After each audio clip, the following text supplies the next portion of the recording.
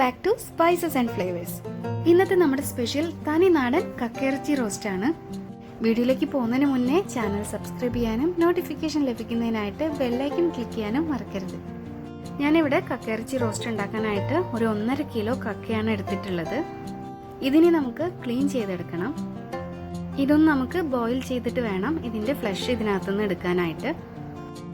ഇത് കണ്ടോ, ചിലതിൻ്റെയൊക്കെ shell already open ആയിട്ടാണ് ഇരിക്കുന്നത്. ഇതിൽ ഫ്ലഷൊക്കെ വളരെ കുറവാണ്. നാട്ടിൽ കിട്ടുമ്പോൾ നമുക്ക് കുറച്ചുകൂടിയൊക്കെ ഫ്ലഷ് ഉള്ളതായിരിക്കും കിട്ടുക. ഇവിടെ ഷെല്ല് മാത്രമേ വലുതായിട്ടുള്ളൂ, ഉള്ളിൽ ഫ്ലഷൊക്കെ വളരെ കുറവാണ്. അപ്പോൾ നമുക്കിതൊന്ന് ബോയിൽ ചെയ്തിട്ടെടുക്കാം. അപ്പോൾ ഞാൻ വെള്ളം ബോയിൽ ചെയ്യാൻ വെച്ചിട്ടുണ്ട്. അതിലേക്ക് നമുക്ക് ഈ കക്ക ഇട്ട് കൊടുക്കാം. ഈ കക്ക ഈ വെള്ളത്തിനകത്ത് മുങ്ങിക്കിടക്കാവുന്ന രീതിയിൽ വേണം നമുക്ക് വെള്ളം എടുക്കാനായിട്ട്.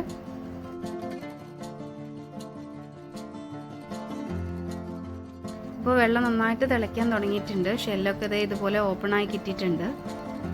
ഒരുപാട് സമയമൊന്നും എടുക്കില്ല, നമുക്കൊരു 10 മിനിറ്റിനകത്ത് തന്നെ ഈ ഷെല്ല് ഓപ്പൺ ആയി കിട്ടും.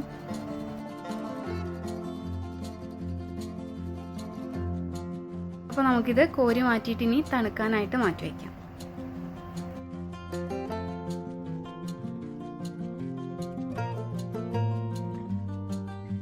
ഇപ്പോൾ കണ്ടോ, ഷെല്ലൊക്കെ നന്നായിട്ട് ഓപ്പൺ ആയി കിട്ടിയിട്ടുണ്ട്. പക്ഷെ ഫ്ലഷ് ഇതിനകത്ത് വളരെ കുറവാണ്. ഇനി നമുക്ക് ഈ ഫ്ലഷ് ഈ ഷെല്ലിനകത്തുനിന്ന് അടർത്തി മാറ്റാം.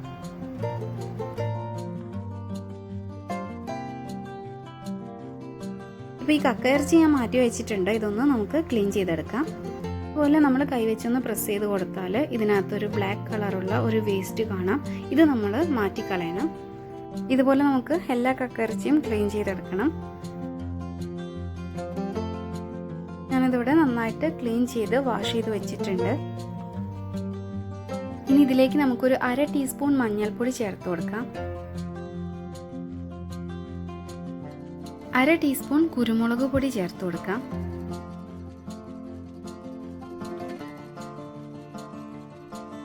ഇനി ഇതൊന്ന് നമുക്ക് മിക്സ് ചെയ്തെടുക്കാം.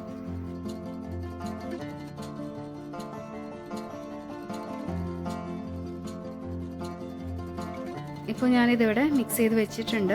ഇനി നമുക്കിതൊന്ന് വേവിച്ചെടുക്കണം. ഞാനിവിടെ കുക്കറിലാണ് വേവിക്കുന്നത്. നമുക്കിതിൽ വെള്ളമൊന്നും ചേർക്കേണ്ട ആവശ്യമില്ല. ആവശ്യത്തിന് വെള്ളം ഇതിൽ നിന്ന് തന്നെ ഇറങ്ങും. മീഡിയം ഫ്ലെയിമിൽ ഇട്ടിട്ട് നമുക്ക് 2 വിസിലാണ് വേണ്ടത്. ഇനി ഞാനൊരു പാനിലേക്ക് ഒരു 2 ടീസ്പൂൺ കോക്കനട്ട് ഓയിൽ ഒഴിച്ചു കൊടുത്തിട്ടുണ്ട്. ഈ കക്കയിറച്ചി നിങ്ങൾ കുക്കറിൽ തന്നെ വേവിക്കണം എന്നില്ല. കുക്കറിൽ അല്ലെങ്കിൽ ഒരു 10 മിനിറ്റ് വേവിച്ചാൽ മതി.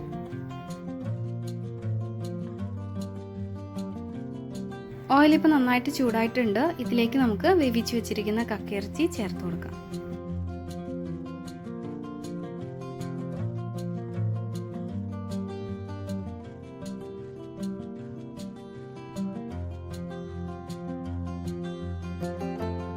ചിലരിത് റോസ്റ്റ് ചെയ്യാതെ ഉണ്ടാക്കാറുണ്ട്. പക്ഷെ ഇത് റോസ്റ്റ് ചെയ്തിട്ട് ചെയ്യുമ്പോഴാണ് അതിൻ്റെ പെർഫെക്റ്റ് ആയിട്ടുള്ള ടേസ്റ്റ് ഉണ്ടാവുക.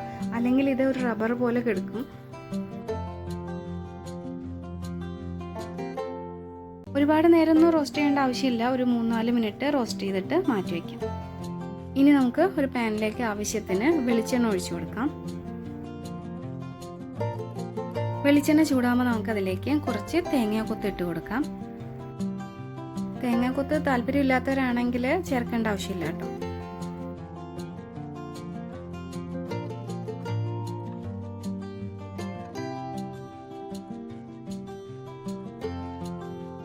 ഇതൊരു ലൈറ്റ് ബ്രൗൺ കളർ ആവുന്ന വരെ നമുക്ക് ജസ്റ്റ് ഒന്ന് ഇളക്കി കൊടുക്കാം. ഇതിലേക്ക് നമുക്ക് ഒരു 3-4 വറ്റൽമുളക് ചേർത്ത് കൊടുക്കാം.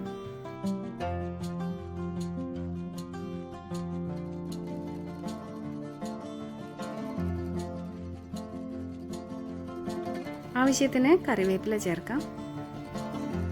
ഇനി ഇതിലേക്ക് നമുക്ക് 1 table spoon ginger garlic paste ചേർത്ത് കൊടുക്കാം.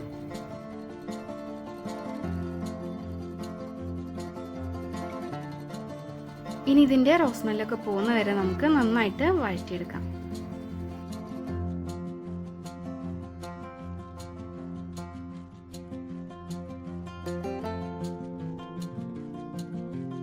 ഇപ്പോൾ ഇതിൻ്റെ റോസ് സ്മെല്ലൊക്കെ പോയിട്ടുണ്ട്.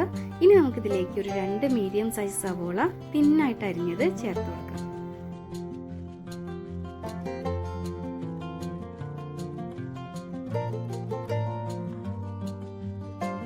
ഇതിലേക്ക് ആവശ്യത്തിന് ഉപ്പ് കൂടെ ചേർത്തിട്ട് നമുക്ക് നന്നായിട്ട് വഴറ്റിയെടുക്കാം.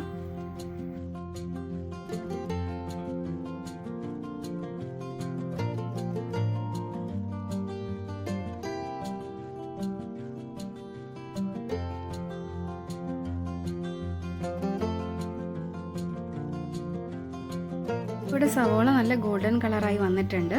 ഇനി നമുക്കിതിലേക്ക് പൊടികളൊക്കെ ചേർത്ത് കൊടുക്കാം.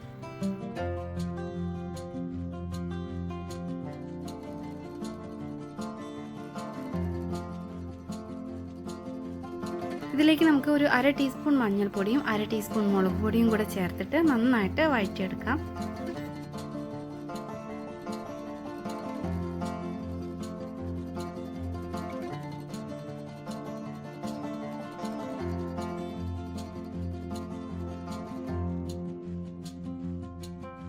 നമുക്കിതിലേക്ക് ഒരു 1/2 ടീസ്പൂൺ പെപ്പർ പൗഡർ ചേർത്ത് കൊടുക്കാം.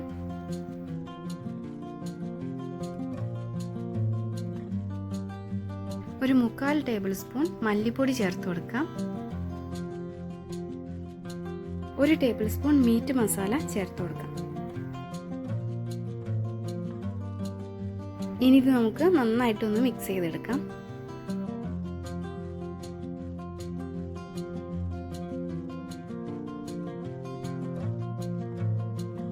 ഈ പൊടികളൊക്കെ മൂത്ത് വരുമ്പോൾ നമുക്ക് അതിലേക്ക് റോസ്റ്റ് ചെയ്ത് വെച്ചിരിക്കുന്ന കക്ക ഇറച്ചി ചേർത്ത് കൊടുക്കാം.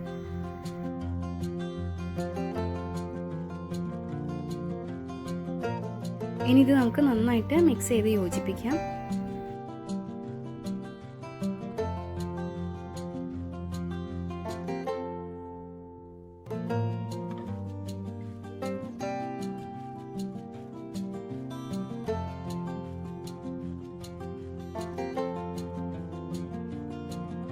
ഇനി ഇത് ലോ ടു മീഡിയം ഫ്ലെയിമിൽ ഇട്ടിട്ട് നമുക്ക് നന്നായിട്ട് റോസ്റ്റ് ചെയ്തെടുക്കണം.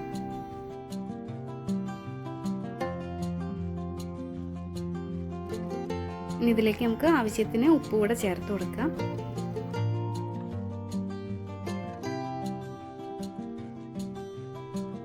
ഈ കക്കയിറച്ചി നമുക്ക് ക്ലീൻ ചെയ്തെടുക്കാനുള്ള ബുദ്ധിമുട്ടേ ഉള്ളൂ, പക്ഷെ ഇത് നല്ല ടേസ്റ്റ് ആണ്. നാട്ടിലൊക്കെ ആണെങ്കിൽ നമുക്ക് ക്ലീൻ ചെയ്തിട്ടുള്ള കക്കയിറച്ചി അവൈലബിൾ ആണ്. അപ്പോൾ ഇതുവരെ കഴിച്ചിട്ടില്ലെങ്കിൽ എന്തായാലും ഒന്ന് ട്രൈ ചെയ്ത് നോക്കണം. നല്ല അടിപൊളി ടേസ്റ്റ് ആണ്, നിങ്ങൾക്ക് തീർച്ചയായിട്ടും ഇഷ്ടപ്പെടും.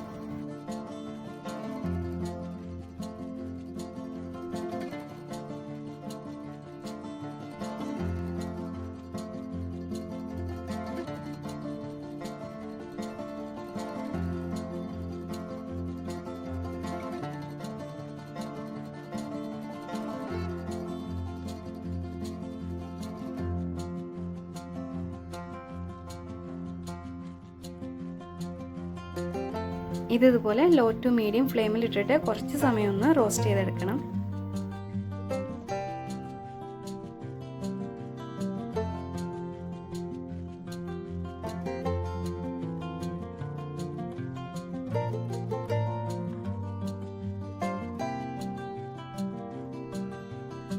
ഇപ്പൊ നമ്മുടെ കക്കയിറച്ചി റോസ്റ്റ് ഓൾമോസ്റ്റ് റെഡി ആയിട്ടുണ്ട്. ഇനി ഇതിലേക്ക് നമുക്ക് ആവശ്യത്തിന് കറിവേപ്പില ചേർത്ത് കൊടുക്കാം. ഇനി നമുക്കിതൊന്ന് മിക്സ് ചെയ്തെടുക്കാം. ആ കറിവേപ്പിലയുടെ കൂടെ ഫ്ലേവർ വരുമ്പോൾ ഈ കക്കയിറച്ചി റോസ്റ്റിന് നല്ലൊരു ടേസ്റ്റ് ആണ്.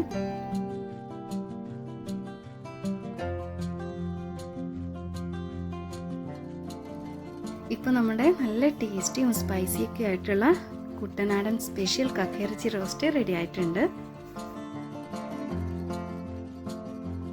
കുട്ടികൾക്കും മുതിർന്നവർക്കൊക്കെ ഒരുപോലെ ഇഷ്ടപ്പെടുന്ന ഒരു ഡിഷാണ്. തീർച്ചയായിട്ടും ട്രൈ ചെയ്ത് നോക്കണം. ട്രൈ ചെയ്ത് നോക്കിയിട്ട് അഭിപ്രായങ്ങൾ അറിയിക്കാൻ മറക്കരുത്.